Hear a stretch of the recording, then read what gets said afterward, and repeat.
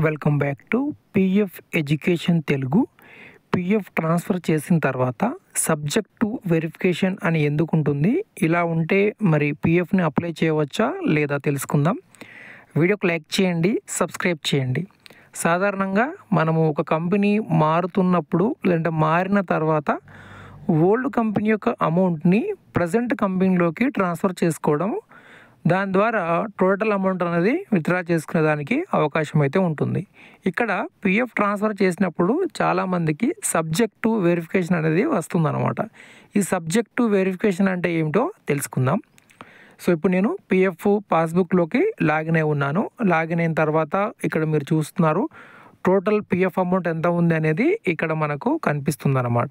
ఇది total PF amount వీరిది, ఓకేనా. కానీ వీరు ఒకే కంపెనీలో డ్యూటీ చేయలేదు, ఒక 2-3 కంపెనీస్లో డ్యూటీ చేయడం జరిగింది.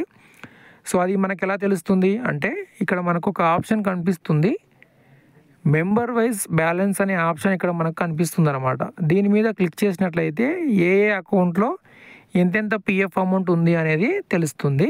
ఇప్పుడు దీని మీద క్లిక్ చేస్తే చూపిస్తాను. ఓకే ఫ్రెండ్స్, తర్వాత ఇలా ఓపెన్ అవుతుంది. ఇక్కడ మీరు చూస్తున్నారు వీరు 3 కంపెనీస్లో డ్యూటీ చేశారు, 1, 2, 3. ఇక్కడ 2 కంపెనీలో 0 అయితే చూపిస్తున్నాయి, ఒకే కంపెనీలో పిఎఫ్ అమౌంట్ అనేది కనిపిస్తుంది. అంటే వీరు ఏం చేశారు, ఫస్ట్ కంపెనీ యొక్క అమౌంటు, సెకండ్ కంపెనీ యొక్క అమౌంటు ప్రజెంట్ ఉద్యోగం చేస్తున్న దాంట్లోకి ట్రాన్స్ఫర్ చేసుకోవడం జరిగింది.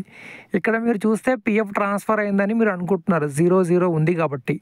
కానీ మీరు పిఎఫ్ పాస్బుక్ అనేది చెక్ చేస్తేనే పిఎఫ్ ట్రాన్స్ఫర్ అయిందా లేదా అనేది తెలుస్తుంది. ఇప్పుడు నేను పాస్బుక్ ఓపెన్ చేసి చూపిస్తాను. ఓకే ఫ్రెండ్స్, ఇప్పుడు పాస్బుక్ మనకు ఓపెన్ అయింది. ఓపెన్ అయినప్పుడు మనకు పిఎఫ్ అనేది ట్రాన్స్ఫర్ అయినట్లు ఇక్కడ మనకు కనిపిస్తుంది. అలానే ఒక చిన్న మెసేజ్ కూడా మనకు కనిపిస్తుంది. ఇక్కడ మీరు చూసినట్లయితే AMT received credit is subject to verification అనేది కనిపిస్తుంది. అంటే ఒక రకంగా పిఎఫ్ ట్రాన్స్ఫర్ అయింది అని మనం అనుకుంటూనే మరో రకంగా ఏంటంటే పిఎఫ్ ట్రాన్స్ఫర్ అనేది పెండింగ్ ఉంటుందన్నమాట.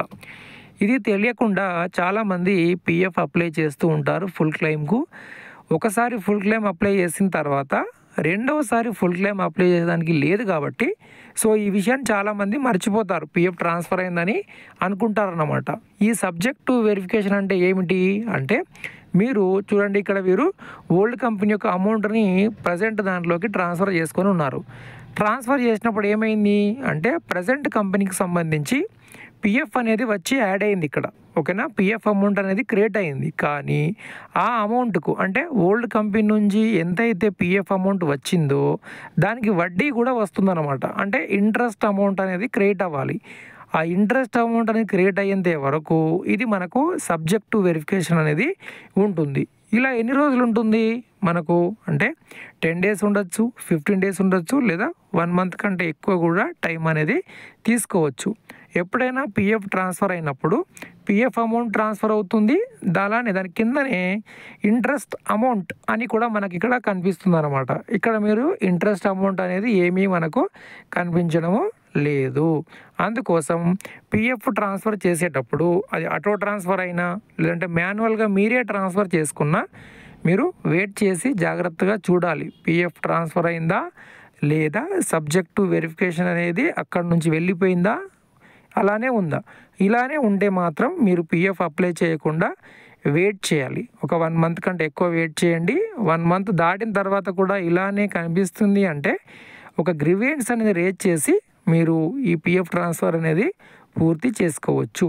ఇలా ఉన్నప్పుడు మాత్రం మీరు పిఎఫ్ ఎట్టి పరిస్థితుల్లో అప్లై చేయరాదు, క్లెయిమ్ రిజెక్ట్ అయ్యేదానికి అవకాశం ఉంటుంది. ఒకవేళ సెటిల్ అయితే తక్కువ అమౌంట్ మీకు సెటిల్ అవుతుంది.